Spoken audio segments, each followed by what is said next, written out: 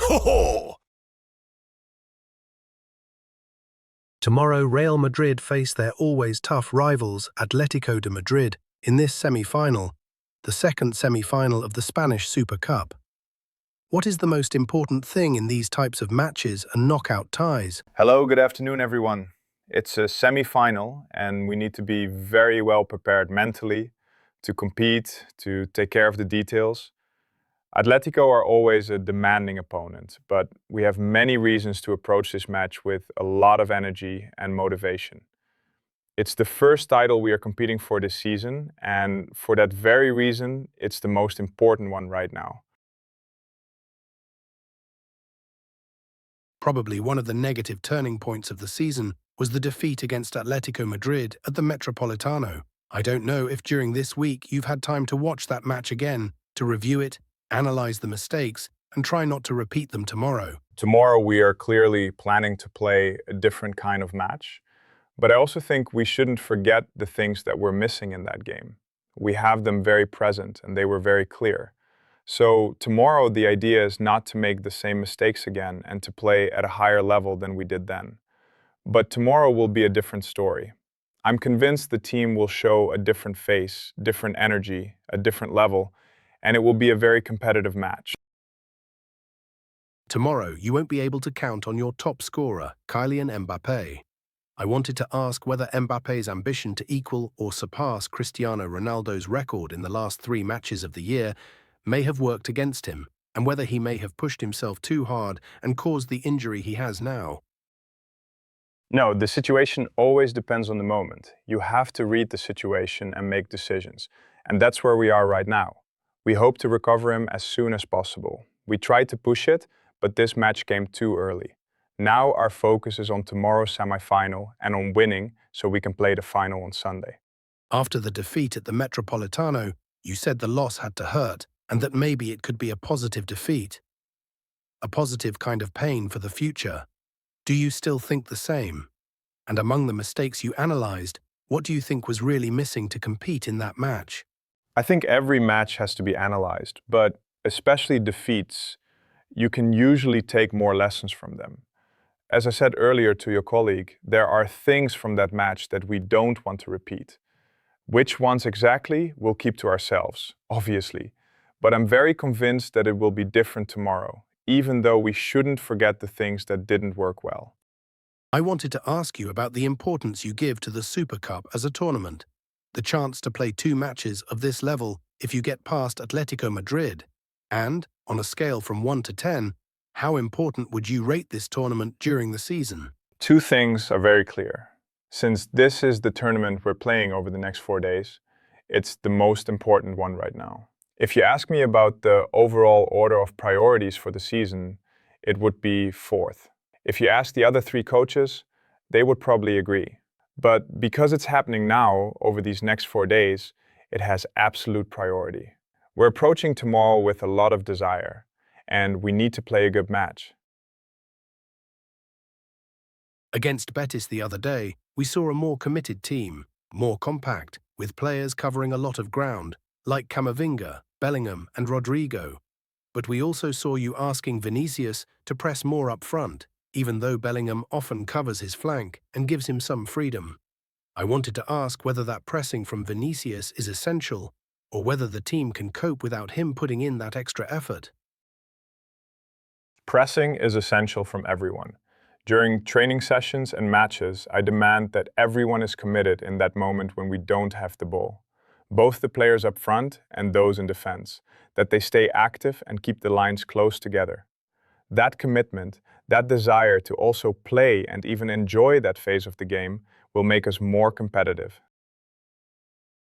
You were being asked about analysis, and I wanted to ask you, when you analyze previous matches, as you always do before a game, what differences do you see now as you face Atletico Madrid again, with this Real Madrid being more developed and more worked on than in the first meeting? What differences do you see in your own team? There are things that evolve and change over the course of the season. There are also players who featured in that match, like Militao, for example, who won't be available now. We don't take that match as a complete reference, But there are still things we have to analyze that are important for tomorrow. Before the holidays, when you beat Sevilla in your last press conference of last year, you left us with a message. You said, "Relax," stood up and left. I don't know what you wanted to tell us or what you wanted to convey with that message. Relax, why? There's no need to read too much into it. There wasn't any message. It was just to say, relax, or enjoy, really. It didn't have any deeper meaning. It was just a way to close the last press conference of the year.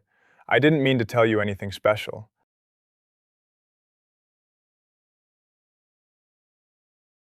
Vinicius has now gone 15 matches with Real Madrid without scoring a goal. At the same time, rumours about a possible departure keep growing because he hasn't renewed his contract yet. Do you think this poor run of form has anything to do with all that off-the-pitch noise surrounding him? There's still a long season ahead and many important matches to play. And Vinny is going to be important. We need him. Tomorrow we need him at his best, connected with the team, enjoying himself. When he enjoys the game, he has that ability to make the difference. We need to find that again. These are moments, and we all need to stick together. Vinny is fundamental for us. The other day we saw Carvajal back in the squad, on the bench, and very active. Is he ready to get minutes tomorrow? And how do you see him for a potential final? For tomorrow, he's better. If we need him, he could play some minutes. He's been injured for a while, so we have to respect the recovery process because there are still many matches ahead and we don't want to force anything. But he's getting closer to being able to compete. You've spoken now and in previous press conferences about finding your forwards in the right way, not just getting the ball to them in any situation. I don't know if you liked that midfield setup against Betis, with Tchouaméni and Camavinga supporting the forwards, or if you're still thinking about it ahead of tomorrow. Everything is part of a process. When we don't have the ball, it's about how the forwards help so the ball reaches the defense in a more uncomfortable way for the opponent.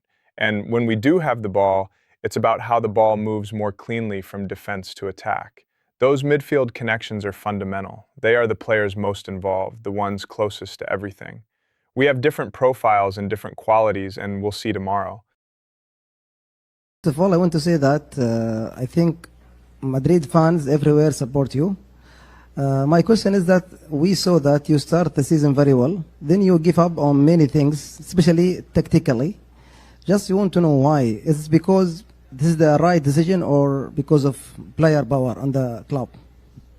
Well, during a season you have moments for everything, and we need to make decisions. Unluckily, in the last November, December, we were in a tough stage with many injuries, so we had not many choices to make in some positions. And after is the evolution, it's how we are developing, and right now we are in position to fight for everything. Right now, in 4 days, we are fighting for the first title, and let's see how it goes. My question for Mr. Xabi Alonso is from a technical perspective. So far, you haven't been able to field your full squad in any match, as you've had constant injury problems, especially in defense and attack. Will we see new signings during the current transfer window? And finally, on an emotional level, Jude Bellingham recently spoke about the difficult moment Vinicius is going through and the huge pressure he faces as a player at a club as prestigious as Real Madrid. As a coaching staff, how do you manage this situation in the dressing room?